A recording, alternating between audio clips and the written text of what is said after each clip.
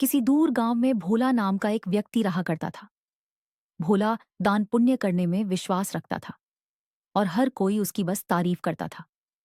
भोला के पास भले ही अपने खाने को कुछ ना हो, लेकिन वह दान पुण्य करने में कभी पीछे नहीं हटता। एक रोज सुबह सुबह भोला खाना बनाकर जैसे ही खाने बैठा, उसके दरवाजे पर एक भिखारी का आना होता है। कुछ खाने को दे दो बेटा। कल से भूखा हूं। कुछ खाया पिया ही नहीं है। अब तो चला भी नहीं जा रहा। अरे काका, अंदर आइए। आप आप मेरे साथ बैठ के खाना खा लीजिए।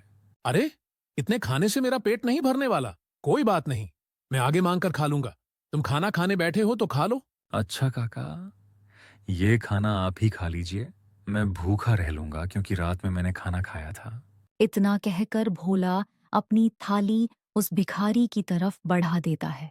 भिखारी भी खाना देखकर दोनों हाथों से जल्दी जल्दी खाने लगता है और खाना खाने के बाद भिखारी भोला को ढेर सारा आशीर्वाद देते हुए कहता है। भगवान तुम्हें हमेशा खुश रखे। बेटा, तुमने अपने हिस्से का खाना मुझे खिलाया है। आजकल ऐसे दानवीर लोग मिलते ही कहाँ हैं। तुम्हारा भला हो। इतना कहकर भिखारी वहां से चला जाता है, लेकिन भोला को भी भूख लगी थी।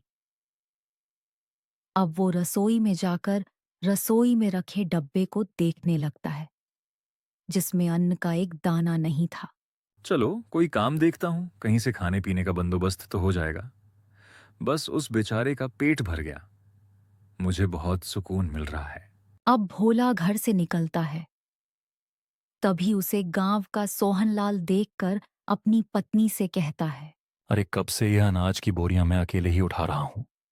अभी भोला को बुलाता हूं, तुम देखना वह कैसे मेरी मदद करेगा। उसे तो वैसे भी लोगों की मदद करने का भूत सवार है। खुद भले ही जेब में फूटी कौड़ी ना हो, लेकिन बड़ा दानवीर बनता है। अब सोहनलाल भोला को आवाज लगाकर बुलाता है। अरे क्या हाल चाल है सोहन भाई, सब ठीक तो है ना? ये अनाज की बोरियां खेतों से ला रहे हो क्या? अरे हाँ हाँ, खेतों से अभी 20 बोरियां और लानी है, लेकिन मैं बहुत ज्यादा थक गया हूं। तुम थोड़ा हाथ बटा देते तो मेरा काम जल्दी हो जाता। अरे क्यों नहीं, चलो चलो, मैं आपके साथ मिलकर खेतों से आपके घर तक बोरियां पहुंच देता हूं। बड़ा ही बेवकूफ है, और इससे बेवकूफ बनाना भी आसान है। चलो इसी बहाने मेरी मदद हो जाएगी और थोड़ा आराम भी मिल जाएगा। इतना कहकर सोहनलाल भोला से अब कई सारी बोरियां खेत से घर रखवाता है, लेकिन भोला तो भूखा था। उसे भूख भी बहुत तेज लग रही थी। अब बोरियां रखने के बाद सोहनलाल भोला से कहता है। बहुत बहुत शुक्रिया भोला भाई, अगर तुम ना होते ना तो मुझे यह बोरियां ढोते ढोते रात हो जाती।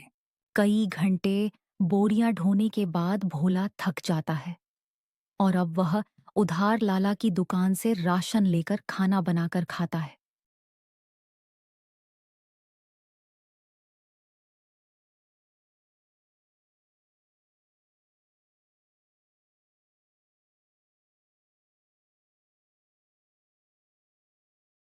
अगली सुबह उसके दरवाजे पर किसी के रोने की आवाज आ रही होती है। भोला नींद में होता है और दरवाजा खोलता है तो देखता है उसका पड़ोसी राजू अपनी पत्नी को पीट रहा है। अरे अरे राजू, तुम अपनी पत्नी को इस तरह क्यों मार रहे हो? अरे क्यों ना मारूं, मेरी पत्नी मेरी मर्जी। तो कौन होता बीच में बोलने वाला? देख राजू, ऐसे सुबह सुबह मारपीट करना सही बात नहीं है। पूरे गांव के लोग इकट्ठा होकर देख रहे हैं ये सब। ये अच्छा है। अरे भोला बेटा, तू भी किससे समझा रहा है? इसे समझाना मतलब अपना सिर दीवार पर मारने वाली बात है। जरूर सुबह सुबह सीता से पैसे मांगने के लिए लड़ रहा होगा। पीने को पैसे नहीं होंगे ना इसके पास। अरे बुढ़िया चुप कर, ज्यादा बोलने की जरूरत नहीं है। राम राम। आजकल के बच्चों को तो अपने से बड़ों से बात करने की तमीज ही नहीं है। अरे मैं तो तेरी माँ की उम्र की हूँ और तू है कि मुझसे बदतमीजी से बात कर रहा है। लेकिन मैंने तो नहीं कहा आपको कि मेरे बीच में बोलने के लिए। इतना कहकर राजू फिर से अपनी पत्नी सीता को मारने लगता है। लेकिन भोला से यह सब देखा नहीं जाता और वह राजू का हाथ पकड़ लेता है और उसे एक जोरदार तमाचा लगाता है। यह देखकर सारे गांव वाले ताली बजाने लगते हैं। बिल्कुल ठीक किया। यह इसी के लायक है। अरे अपनी पत्नी पर हाथ उठाता है और खुद को मर्द समझता है। अरे भोला भाई, आपने बिल्कुल सही किया। इसे तो मार मार कर गांव से निकाल देना चाहिए। इसे तो मैं छोड़ूंगा नहीं। मुझे पैसे चाहिए। अगर मुझे शाम तक पैसा नहीं मिला ना, तो इसे और भी मारूंगा। फिर देखता हूं इसे कौन बचाने आता है। अबे ये ले पैसे, और अब जा यहां से। और अगली बार अगर तूने अपनी पत्नी पर हाथ उठाया ना, तो तुझे थाने में डलवाकर अच्छे से कुटाई करवाऊंगा। तेरी समझा? बिल्कुल ठीक किया बेटा। इसके साथ गांव के ढेर सारे लोग ये तमाशा देख रहे होते हैं। उनमें से एक औरत भोला से कहती है, आप सच में बहुत नेक दिल के हैं। हर किसी की मदद करते हैं, हर किसी का भला चाहते हैं। हम गांव वाले बस आपसे इतना चाहते हैं कि अगला हमारा सरपंच आप ही हो, ना कि वो सज्जन सिंह। अरे क्या बात कही है तूने। यह बात तो काफी समय से मैं दिल में दबाए बैठी थी। अरे हाँ हाँ बिल्कुल भोला भाई, गांव का सरपंच बनिए तो गांव में विकास होगा, तरक्की होगी। उस सज्जन सिंह के पास तो गांव के लोग जाने से भी डरते हैं, और रही उसे कुछ बताने की बात तो कोई भी उसके सामने मुंह नहीं खोल पाता।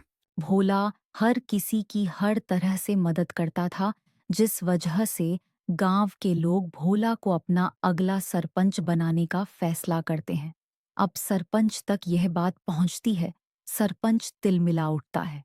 क्या भोला की इतनी हिम्मत खाने को लाले पड़े हैं, लेकिन सरपंच बनने का सपना देख रहा है। इसे तो मैं छोड़ूंगा नहीं। अरे हाँ मालिक, और तो और गांव वाले कह रहे हैं कि चाहे कुछ भी हो जाए, सरपंच तो भोला ही बनेगा। अब आपको ही कुछ करना होगा, वरना भोला आपकी गद्दी लेकर ही मानेगा। सरपंच अब सोच में पड़ जाता है कि वैसा क्या करे जिससे उसके रास्ते का कांटा भोला हमेशा हमेशा के लिए इस गांव से चला जाए। अगले चुनाव में गांव के लोग भोला को सरपंच बना देते हैं। अब ऐसे ही कई दिन बीत जाते हैं और जब